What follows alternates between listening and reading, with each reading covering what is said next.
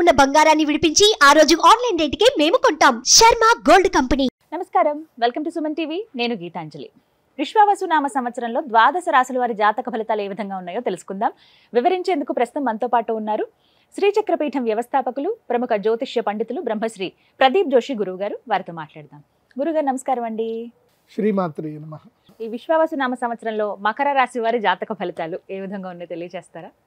విద్యుద్ధామ సమప్రభాం మృగపతి స్కంధస్థితాం భీషణాం కన్యాభిక్కరవాలకేట విలసదస్తాభిరా సేవితాం హస్తైశ్చక్రగధాసికేట విషికాంశ్చాపం గుణం తర్జనీం బిభ్రాణాం అనలాత్మికాం శశిధరాం దుర్గాం త్రినేత్రాం భజే. శ్రీమాత్రే నమః. శ్రీ గురుభ్యో నమః. మేషాది ద్వాదశ రాశుల యొక్క ఫలితాలు మనం ఈ విశ్వావసు నవ సంవత్సరంలో తెలుసుకోబోతున్నాం. మకర రాశి వారికి ఈ సంవత్సరం ఆదాయ వ్యయాలు ఎలా ఉన్నాయో తెలుసుకుందాం. మకర రాశి వారికి ఈ సంవత్సరం ఆదాయం 8, వ్యయము 14. సంపద బాగా ఉంటుంది, ఖర్చులు కూడా ఎక్కువగానే ఉంటాయి. అలాగే రాజపూజ్యము 4, అవమానం 5. సో మకర రాశి వారికి ఈ సంవత్సరము ఎలా ఉంది అని అంటే, ఒకటి, మీకు కొన్నేళ్లుగా ఏదైతే ఇబ్బంది పెడుతుందో ఆ సమస్యలన్నీ పరిష్కారం అవుతాయి. సమస్యలు పరిష్కారాలు దొరుకుతాయి. ఈ సంవత్సరము మకర రాశి వారికి పరిష్కార మార్గము లభిస్తుంది.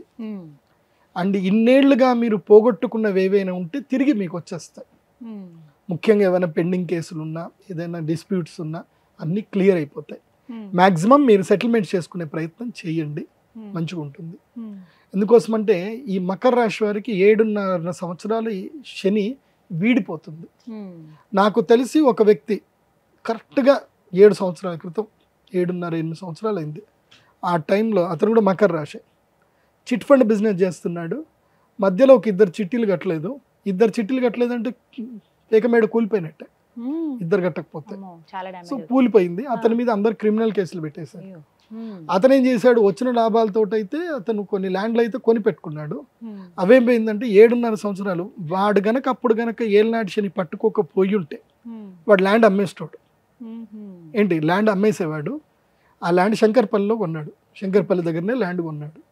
అప్పట్లో 7.5 సంవత్సరాల క్రితం చాలా తక్కువ రేట్ ల్యాండ్ కొన్నాడు. డిస్ప్యూట్ అయిపోయి ఆ ల్యాండ్ కాస్త కోర్టు లాగేసుకుంది, అంటే కోర్టులో ఇరుక్కుపోయింది ల్యాండ్. ఇప్పుడు ఆ ల్యాండ్ వాల్యూ ఎంత అయింది అని అంటే, వాడికి అప్పులు తీర్చగా కూడా వాడికి డబ్బులు మిగులుతాయి. దాదాపు 30 కోట్ల డబ్బులు వచ్చేంత ల్యాండ్ అది. ఇప్పుడు 30 కోట్లు. అప్పట్లో వచ్చిన లాభానికి 3.5 కోట్లకో 5 కోట్లకో కొన్నాడు. ఇప్పుడు అది 30 కోట్లు అయింది. సో ఇప్పుడు శని వల్ల లాభం జరిగిందా నష్టం జరిగిందా అంటే లాభమే జరిగింది. కాకపోతే 7 సంవత్సరాలు ఇబ్బంది పడిపోయాడు, ఇబ్బంది పడ్డాడు. అట్లాగే ఒక పెద్ద కంపెనీ కూడా ఉంది, చాలా పెద్ద కంపెనీ. ఎప్పుడైతే తెలుగు రాష్ట్రం ఏర్పడిందో అప్పుడు వాళ్ళందరూ జైలుకి వెళ్ళారు. ఇప్పుడు వాళ్ళందరూ కూడా బయటకు వస్తారు. వాళ్ళ ఆస్తులన్నీ ఈడీకి అటాచ్ చేసుకున్నారు. చాలా పెద్ద కంపెనీ, పేరు చెప్పను కానీ ఓ బంగారం అన్నమాట, గ్రీన్ బంగారం అనే కంపెనీ పేరు. ఇది వ్యవసాయం బంగారం కంపెనీ పేరు. సో ఇప్పుడు వాళ్ళకు కూడా డబ్బులు రాబోతున్నాయి. సో వాళ్ళ క్లయింట్స్ అందరికి కూడా డబ్బులు వచ్చేస్తాయి, అందరికి పరిష్కారం దొరుకుతుంది. అట్లా మకర రాశి వారికి ఇప్పుడు పరిష్కార మార్గం దొరుకుతుంది. సో ఎన్నేళ్లుగా మీరు బాధపడుతున్న వాటన్నిటికి కూడా సమస్యలు దూరం అయిపోతాయి. You will be the happiest person. So clear అయిపోతాయి. ఎవరికి బాగా కలిసి వస్తుందండి? ఏ రంగంలో ఉన్న వాళ్ళకి మకర రాశి? ముఖ్యంగా రియల్ ఎస్టేట్ రంగంలో ఉండే వాళ్ళకి బాగుంటుంది. భూమి బంగారము నమ్ముకున్న వాడికి ఎప్పటికైనా బాగానే ఉంటుంది. సో వాళ్ళకి బాగుంటుంది, ఉద్యోగస్తులకు బాగుంటుంది, ముఖ్యంగా విదేశీ యోగానికి ప్రయత్నం చేసే వాళ్ళకి కూడా బాగుంటుంది. కాకపోతే ఖర్చులు ఎక్కువ అవుతాయి. ఈ సంవత్సరం ఖర్చులు ఎక్కువగా ఉన్నాయి, మంచిదే. ఇళ్ళు కానీ భూములు కానీ ఏమన్నా ఉంటే కొనుక్కోండి. ఈ సంవత్సరము మకర రాశి వారికి ఏంటంటే పట్టిందల్లా బంగారం, బాగుంది. 2.5 సంవత్సరాలు అదృష్ట యోగం ఉంటుంది. ఇటు గురువు అనుగ్రహిస్తాడు, ఇటు శనిగ్రహం కూడా అనుగ్రహిస్తాడు. ఏదో గురువు ఏదో 6వ స్థానంలో ఉన్నాడు కాబట్టి శత్రువులు కూడా మిత్రులుగా మారిపోతారు. ఇప్పటి వరకు మిమ్మల్ని ద్వేషించే వాళ్ళు కూడా మీ నుంచి ఏదన్నా ఒకటి ఆశిస్తారు, మీకు మిత్రులుగా మారిపోతారు. ఈ విధంగా మకర రాశి వారికి ఈ సంవత్సరం ఉన్నత స్థితి ఉంది, లాభాలు ఉన్నాయి, బాగుంది. కాకపోతే మీరు తగ్గాలి, తగ్గకపోతే కష్టం. ఎందుకోసమంటే ఈ శ్రవణ నక్షత్ర జాతకులు ఎట్లున్నారంటే, వీళ్ళ జీవితంలో ఒక్కసారి నెగిటివ్ వచ్చింది అనుకోండి, ఆ నెగిటివ్ నుంచి బయటకు రారు, అక్కడనే పడి ఏడుస్తూ ఉంటారు. సో కాబట్టి శ్రవణ నక్షత్ర జాతకులకు చెప్పడం ఏంటంటే, మీరు తప్పకుండా నన్ను కలవండి, నేను చెప్తున్నా కదా, నన్ను కలవండి. మీకు నేను కొన్ని 2-3 తిట్లు తిడతాను, ఆ తిట్లు తినండి. ఎందుకోసం అంటే మీకు ఎవరైనా గట్టిగా తిడితే తప్ప మీరు జీవితంలో మీరు ముందుకు వెళ్ళరు. ఎందుకోసం అంటే జీవితంలో తిట్టాలంటే అమ్మ నాన్న గురువు ఈ ముగ్గురే తిడతారు, ఇంకోటి తిడితే మనం బడంగా. అది సో ఎందుకోసం అంటే మీ జీవితంలో మీరు బాగుపడాలని కోరుకునే వాళ్ళు వీళ్ళు ముగ్గురే ఉంటారు. అందుకే పెద్ద పెద్ద కంపెనీ సీఈఓలైనా పెద్ద పెద్ద సినిమా యాక్టర్లు అయినా నా దగ్గర వచ్చి కూర్చొని తిట్టించుకొని పోతారు. ఏమన్నా తిట్టండి గురుగారు, నన్ను ఎవరు తిట్టట్లేదు, నేను రైట్ ఉన్నానా రాంగ్ ఉన్నానా ఏం చేస్తున్నా తెలియట్లేదు అంటారు. సో అట్లా తిట్టించుకునే వాళ్ళు కూడా ఉంటారనమాట. తిట్టడం అంటే ఏంటంటే ఇలా చేయకండి అలా చేయండి అని చెప్పడమే, అంతే. సో ఎందుకోసం అంటే మీ మీద సింహావలోకనం చేసేది మీ గురువే. సింహావలోకనం అనే అర్థం ఏంటి అని అంటే, మనం అడవిలో వెళ్తే పులి మనం 100 సార్లు, మనం పులిని 2-3 సార్లు చూసే లోపల పులి మనం 100 సార్లు చూస్తుందట. సో దాన్ని సింహావలోకనం అంటారు. మీకు ఒక గురువు ఉండాలి, ఆ గురువు మీ గురించి చూస్తూ ఉండాలి. కానీ మాత్రం ఈ సంవత్సరంలో అదృష్ట యోగ జాతకుల్లో మకర రాశి వాళ్ళు కూడా ఉన్నారు. పెళ్లి చేసుకోండి, పర్లేదు, ఈ సంవత్సరం పెళ్లి చేసుకోవచ్చు మకర రాశి వాళ్ళు. పరిహారాలు గురువుగారు? పరిహారం వచ్చేసి మకర రాశి వారికి ప్రత్యేకంగా మీరు ఈ సంవత్సరం చేయాల్సింది ఏంటంటే దత్తాత్రేయ హోమం చేయించుకోండి. ఎందుకోసం అంటే గురువు శత్రుస్థానంకి వచ్చాడు కాబట్టి కొంచెం సంపదలు అంత క్రియేట్ అవ్వవు. దత్తాత్రేయ హోమం, అదేవిధంగా అక్షయ తృతీయ రోజు మహాలక్ష్మి యాగం, ఈ 2 తప్పకుండా చేయించుకోండి. దత్త హోమం ఎందుకు చేయమని చెప్తున్నాను అంటే, ఈ దత్త హోమంతో పాటు కార్తవీర్యార్జున మంత్రం కూడా దీంట్లో కలిసి వస్తుంది. ఇది చేయటం వల్ల గతంలో మీరు ఏదైనా కోల్పోయినా, మనుషుల్ని కోల్పోయినా, ఆస్తులు కోల్పోయినా తిరిగి మీకు వచ్చే అవకాశం ఉంటుంది. కాబట్టి ఆ హోమం చేసుకోండి, అంత బాగుంటుంది. ఏ రాశి అనేది తెలియదండి, నక్షత్రం చాలా మందికి ఐడియా ఉండదు, ఏ రాశో తెలియదు. మరి మా జాతకాలు మేము ఎలా చూసుకోవాలండి? మాకేమో ఏమైనా పరిహారాలు చేసుకుందామన్నా ముందు నక్షత్రము రాశి అడుగుతున్నారు, అలా కూడా చేసుకోవడానికి వీలు లేకుండా పోయింది. ఇంక ఇంతేనా, తెలుసుకోవడం ఏమైనా కుదురుతుందా అని అడిగే వాళ్ళు చాలా మంది ఉంటారు. వారికి సమాధానం సింపుల్, నేను ఒకటే చెప్తాను. యస్య నాస్తి కిల జన్మపత్రిక యా శుభాశుభ ఫలప్రదాయని అంధకం భవతి తస్య జీవితం దీపహీనమివ మందిరం నిషి. దీని అర్థం ఏంటంటే, దీపము లేని గదిలో మనకి ఏది కనబడదు. ఇప్పుడు ఈ గది ఉంది, ఇక్కడ మొత్తం లైట్లను ఆఫ్ చేసేసారు, మనకి ఏవి ఎక్కడనే కనబడవు కదా. దీపం ఉంటే అన్నీ కనబడతాయి. సో అట్లాగే జాతకం లేని వ్యక్తికి తన జీవితంలో తను ఎక్కడున్నాడు అంటే, ఈ కాలచక్రంలో తనకి మంచి పొజిషన్లో ఉన్నాడా చెడ్డ పొజిషన్లో ఉన్నాడా ఎక్కడ తెలియదు. అది తెలియజెప్పేదే జాతకం. జాతకం ఒకటి ఉందనుకోండి, వాళ్ళ జీవితంలో ఇప్పుడు ఏళ్ళనాటి శని వస్తే ఎట్లా జాగ్రత్త పడాలి, గురుడు లక్ ప్లేస్కి వచ్చాడు, ఇప్పుడు బిజినెస్ చేయాలా ఉద్యోగం చేయాలా, ఇవన్నీ తెలిసేది జాతకం ద్వారానే. సో జాతకం లేకపోతే ఏం తెలియదు. జాతకం అంటే నీ date of birth, time, place accurate గా ఉండాలి. ఉంటేనే అది నీకు జాతకం ఉన్నట్టు. జాతకం లేదు అనుకోండి, ఇక మీకు తల్లిదండ్రులు ఏదైతే పేరు పెట్టారో దాంతో మీరు రాశులు చూసుకోవాలి. జాతకం లేదు అంటే, ఒకవేళ మీ date of birth, time, place ఉంది, మీరు సింపుల్గా నా వెబ్సైట్ విజిట్ అవ్వండి, pradeepjoshi.com వెబ్సైట్ విజిట్ అవ్వండి. అక్కడ మీకు హోరోస్కోప్ డీటెయిల్స్ ఉంటాయి. మీ date of birth, time, place enter చేసి సబ్మిట్ చేస్తే మీ జాతకం మీకు PDF రూపంలో వస్తుంది. సో అక్కడ మీ జన్మ నక్షత్రము, జన్మ రాశి ఉంటుంది.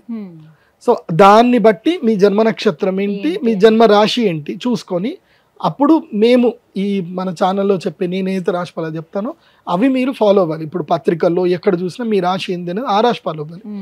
జాతకం ఉండి నంబర్ 1 ప్రిఫరెన్స్ ఏంది అని అంటే కనుక date of birth, time, place మీద వచ్చేదే ఒరిజినల్.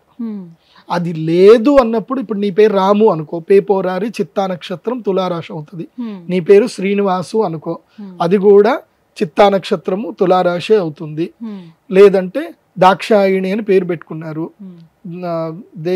భూదాబాడ, పూర్వాషాఢ, సో పూర్వాషాఢ నక్షత్రం అవుతుంది, మకర రాశికి వెళ్ళిపోతుంది. సో ఇట్లా మీ యొక్క రాశిని ఏది తెలుసుకోవాలంటే పేరు బట్టి చెప్పే రాశి 100% అయితే ఫలితాలు ఇవ్వదు. జన్మ నక్షత్రం అంటే పుట్టిన సమయంలో ఉన్న నక్షత్రము, రాశి మాత్రమే మోస్ట్లీ 80% యాక్యురేట్గా ఉంటుంది. అండ్ వన్ మోర్, రాశి ఫలాలు జనరల్ ప్రెడిక్షన్స్ అందరికీ ఇవి వర్తించవు. క్లియర్గా చెప్తున్నాను, రాశి ఫలాలు జనరల్ ప్రెడిక్షన్స్ అందరికీ వర్తించవు. నీకంటూ నీ ప్రత్యేకమైన దశ అంతర్దశలు ఉంటాయి, అవి మాత్రం నీకు మాత్రం వర్తిస్తాయి 100%. రాశి ఫలాలు జనరల్ ప్రెడిక్షన్ అంటే అప్ టు 60 to 80% యాక్యురేట్గా ఉంటాయి. 60% అయితే కన్ఫర్మ్, 80% వరకు కొంతమందికి యాక్యురెన్సీ ఉంటుంది. కానీ నీకు 100% 80 to 100% యాక్యురెన్సీ రావాలి అని అంటే దశాంతర దశలు తెలుసుకోవాలి. సో ప్రతి ఒక్క వ్యక్తికి దశాంతర దశలు డిఫరెంట్గా ఉంటుంది. ఇప్పుడు మీరున్నారు, మీ అక్క చెల్లెలు ఉన్నారు, మీరందరూ ఇంట్లో ఒకే ఆర్థిక పరిస్థితుల్లో అందరూ ఒకే ఇంట్లో ఉంటున్నారు. కానీ అందరికి ఎవరి అదృష్టం వాళ్ళదే, ఎవరి నాలెడ్జ్ వాళ్ళదే, ఎవరి యోగాలు వాళ్ళదే. ఒకే ఇంట్లో ఉండే ఆడపిల్లలు, ఒక ఆవిడ తక్కువ చదువుకొని ఉండి పెళ్లి చేసుకున్న తర్వాత ఆవిడకి అదృష్టం రావచ్చు. ఒక ఆవిడ బాగా చదువుకొని జీవితాంతం ఉద్యోగం చేస్తూనే ఉండొచ్చు. చదువున్నంత మాత్రాన అదృష్టం వస్తుందని లేదు, చదువు లేనంత మాత్రాన దురదృష్టం అవుతారని లేదు. సో అదృష్ట దురదృష్టాలు చదువు మీద, స్కిల్ మీద పని చెయ్యవు. స్కిల్ అనేది జస్ట్ ఏదో బూస్టప్ చేయడానికి పనిచేస్తుంది తప్ప ఎంత స్కిల్ ఉన్నా అదృష్టమే పనిచేస్తుంది. లైక్ ఎగ్జాంపుల్ చెప్పాలంటే రజనీకాంత్ గారు, ఆయన్ని నార్మల్ వ్యక్తి చూస్తే ఆయన స్వయంగా చెప్పారు, నేను ఒక గుళ్ళో కూర్చున్నప్పుడు నన్ను బిచ్చగాడు అనుకొని ఒక ఆవిడ డబ్బులు వేసి వెళ్ళింది. అప్పుడు నేను నవ్వుకున్నాను. దేవుడు గనక నాపైన అనుగ్రహం చేసి ఉండకపోతే నేను సినిమా స్టార్ అని తెలియదు. ఒక నార్త్ గుడిలో కూర్చున్నప్పుడు, నార్త్ ఇండియాలో గుడిలో కూర్చుంటే ఆమె గుర్తుపట్టుకుని డబ్బులు వేసి వెళ్ళిపోయింది. సో ఇది నా పరిస్థితి. ఆయన అహంకారానికి వెళ్ళా, ఆయన తిట్లే. సో భగవంతుడు నన్ను ఇట్లా కరుణించాడు అన్న ఒక పాజిటివ్నెస్ లో ఆయన గొప్పవాడు. ఆ గొప్పతనం అనేది అందరికీ రాదు. అలాంటి బుద్ధి, అలాంటి విచక్షణ ఉంటే తప్ప దేవుడు అదృష్టాన్ని ఇవ్వడు అందరికి. రూపము, యవ్వనము, గుణము, సద్గుణం కాదు. అదృష్టం అనేది భగవంతుడు ఇవ్వాలి. అది ఇస్తే అది ఎవరికి ఇవ్వాలో వాళ్ళకే ఇస్తాడు. దానం ఎవడు చేస్తాడో, ఎవరికైతే ఇచ్చే గుణం ఉంటుందో, ఎవరికైతే పంచే గుణం ఉంటుందో వాడికే భగవంతుడు అదృష్టాన్ని ఇస్తాడు. ఊరికే అందరికి ఇవ్వడు. సో కాబట్టి జాతకం చాలా ఇంపార్టెంట్. ఇప్పుడు నేను రాశిఫలాలు చెప్తాను, కానీ చెప్పేటప్పుడు మీరు జాతకం లేకుండా మీ ఇష్టం వచ్చినట్టుగా మీ పేర్లతో చెప్పుకొని గురుగారు కరెక్ట్ చెప్పలేదు, అన్ని రాంగ్ వెళ్ళిపోతున్నాయి అనుకుంటే అది మీ పొరపాటు, నా పొరపాటు కాదు.